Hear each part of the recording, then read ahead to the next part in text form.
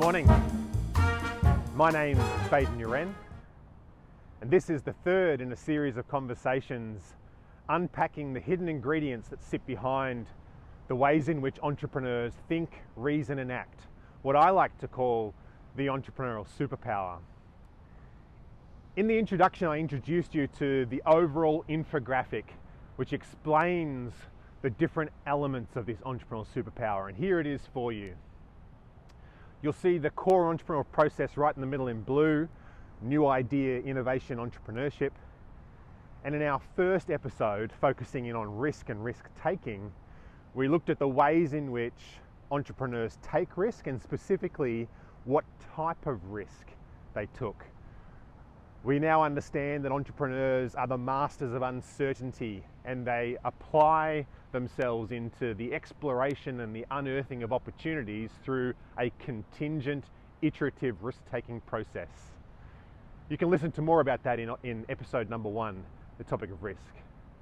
Today we look into the inception of the entrepreneurial outcome, that of the new idea.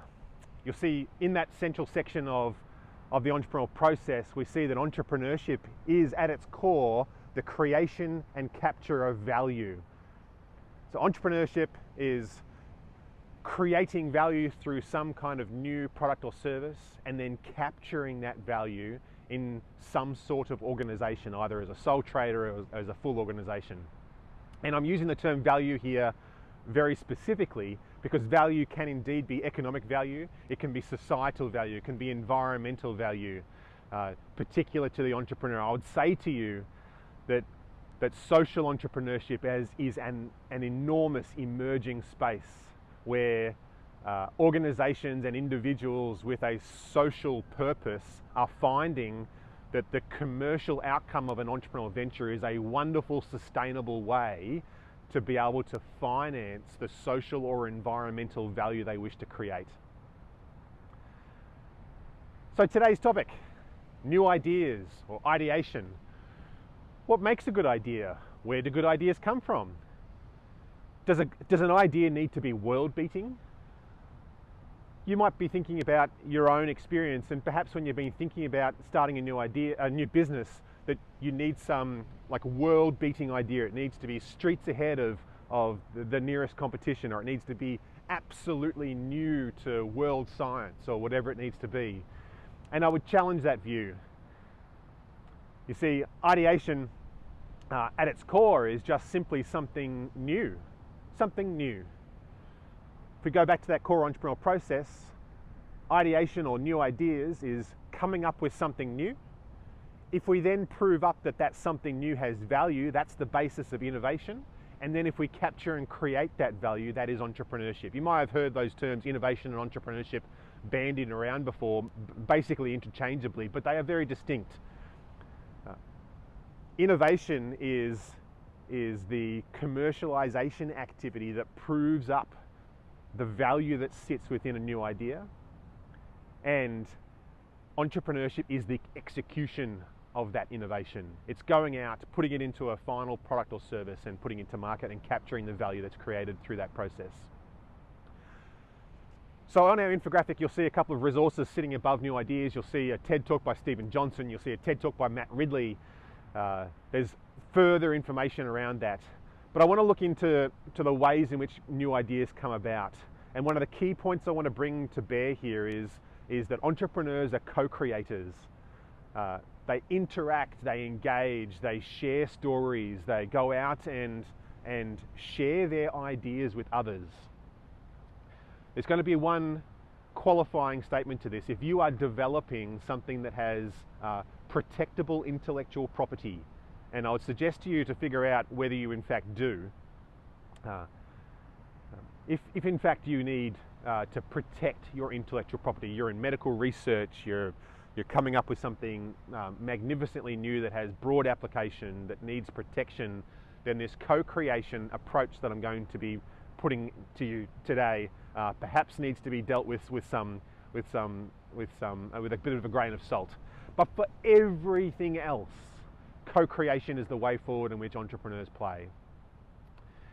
If you listen to Stephen Johnson's talk, it's written from, it's actually a representation of a book that he's written called Where Good Ideas Come From. And I encourage you to have a bit of a read through that book. There are summaries of it online, but go out and actually buy Stephen Johnson's book. It's a wonderful read. And in that book, he talks about 7 different sources of new ideas. And I'm just going to focus on one today. That's of the adjacent possible, the concept of an adjacent possible. You see, with adjacent possible new ideas, there's an individual who has a lot of knowledge in a particular area, in a key area. They may be a specialist in some kind of technological solution. They may know a lot about a marketplace. They may have very good connections into industries and into supply chains, or there's a given set of knowledge which is quite deep. And the new ideas often come just to the side of that. They come through the application of that knowledge into a new field. That application of that knowledge changed by the application of some new technology. And this is the critical ingredient of the adjacent possible. In order to unlock that new idea, the entrepreneur must co-create. They must share their knowledge. They must engage with others and be willing to think that their idea can be altered and engaged and enhanced by interactions with others.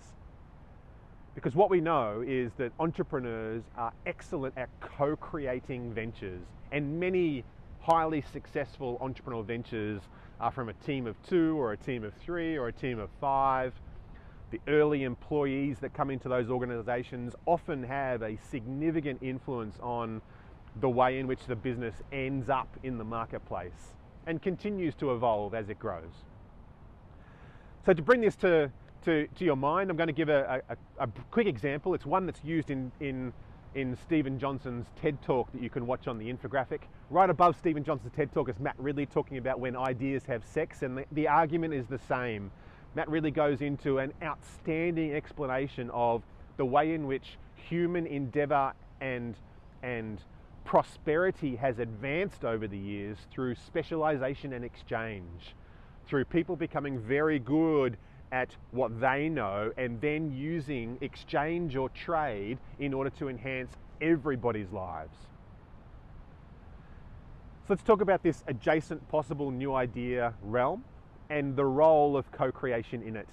And we'll use an example that we can all relate to, that of the creation of GPS, global positioning systems, which is in all of our smart devices today.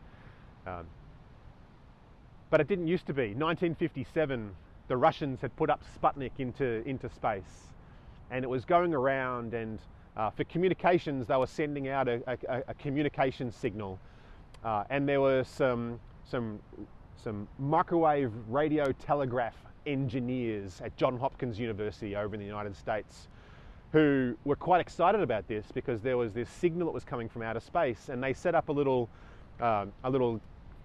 aerial in their office to receive the signal that was coming from Sputnik, and they were able to receive that signal. They started recording it, and using their particular knowledge through a bunch of different processes and technical capability that was specific to them, they were able to plot the course of the Sputnik satellite as it orbited the Earth. First time it had been done, a big advance specific to tracking satellites that came from their specific knowledge. It wasn't until they talked to their boss, who had a different frame of reference, who came in and said, I understand that you two, the two inventors the original inventors were Geyer and Weifenbach, and the boss came in and said, I understand you've been able to, from a fixed location on Earth, figure out the trajectory and at any given time the point of a satellite in space. Could you look at that from the other way? If we had a point in space and we had moving things on Earth, could we figure out where the position of those were? And Geyer and Weifenbach kind of looked at one another and said, I guess that would be possible. At that stage, the concept of a satellite and something being out in space being able to send and receive data was brand new. And so they worked And they figured out that if they could put an array of satellites up in space, they could in fact figure out a given location on Earth of a moving, something that was delivering a signal. The difference was the boss was interested in trying to figure out where the brand new nuclear submarines that were being issued into the US Navy were going to be located for warfare for activities, right? Change of frame, completely different approach, different interest, different desired outcome. And in future conversations, we're going to be looking into the elements of creativity and how new ideas are made up of knowledge, motivation, and creativity. And in creativity, there's a little topic called the throne of agony that I'm going to be introducing you to. The throne of agony. And this is Sally Hogshead. You can see that on the infographic if you want to read ahead. And the important thing about the throne of agony, and I'm not going to give it all away right now, is that it requires a change of frame in order to get through. It requires persistence and determination, yes, but it requires what Sally Hogshead calls an absurd moment, or what happened with GPS as this change of frame in order to be able to unlock the novelty that comes on the other side of the creative process. So entrepreneurs are the masters of uncertainty, yes. They go out and create new ventures in new environments where lots of uncertainty exists. And the way in which they do that is through co-creation. They come up with new ideas for new products and new services by interacting with others, by sharing their knowledge and finding ways to be able to combine it with others to come up with a new idea that can form the basis of innovation. That innovation is where you prove up the value of that idea. Yes, there was value in being able to track Sputnik going around the Earth. There was much more value that can be created by using a set of satellites out in space to be able to identify a particular, the location of a particular device or a particular asset on Earth. Of course, under the Ronald Reagan regime, that was democratized for the use of everybody, not just the US Army. We now have it in all of our smart devices. In fact, I'll pop a little version of, there's a mapping system that is out today called What 3 Words, which has broken down the Earth into 3 by 3 meter chunks of land and named each of those 3 by 3 meter chunks of land with 3 distinct words. And in the comments to this particular video, I'll just put a list of the 3 particular words that denote where I'm taking this video from this morning. So if you want to look on Google Earth, you can come down and see the beautiful Burleigh Heads Beach in all its glory. So key point today is that new ideas are the genesis of the entrepreneurial process. Entrepreneurship is the creation and capture of value in a marketplace. The necessary precursor to creating and capturing value is knowing that you've got a new idea that has value. That's innovation. If innovation is just simply something new that creates value, then the precursor to innovation is a new idea. And today we've looked at one particular tactic on coming up with new ideas, that of the adjacent possible. It happens through co-creation. It happens through knowing a lot about one particular topic, being perhaps an expert in your field, but that's not enough. It's insufficient. In order to unlock the adjacent possible new ideas, you must co-create. You must be willing to engage with and adopt the ideas of others in order for new ideas to come to bear. In the next conversation, we'll move into the 3 major contributors to new ideas: knowledge, motivation, and creativity. We'll unlock how entrepreneurs realize the value that sits within knowledge, motivation, and creativity. With knowledge, we'll look into different aspects of knowledge and where that knowledge comes from. With motivation, we'll look into the specific motivators that drive entrepreneurs through what can be a very challenging foundation experience for an organization. And then we'll look into creativity, the artistic world of business where true novelty comes to fore. So my name is Baden Uren. I'm coming to you from the beautiful Gold Coast in Australia, and specifically Burleigh Heads Beach. Hope you've enjoyed the third conversation on the topic of new ideas. I've introduced you to one certain type of new idea. Get Stephen Johnson's book, read about the 7 that exist, and understand that there's a discipline that sits underneath the way in which entrepreneurs think, reason, and act. In the next conversation, we'll dive into entrepreneurial knowledge. What is that? How does it come about? And how has it developed over time? We'll see you then.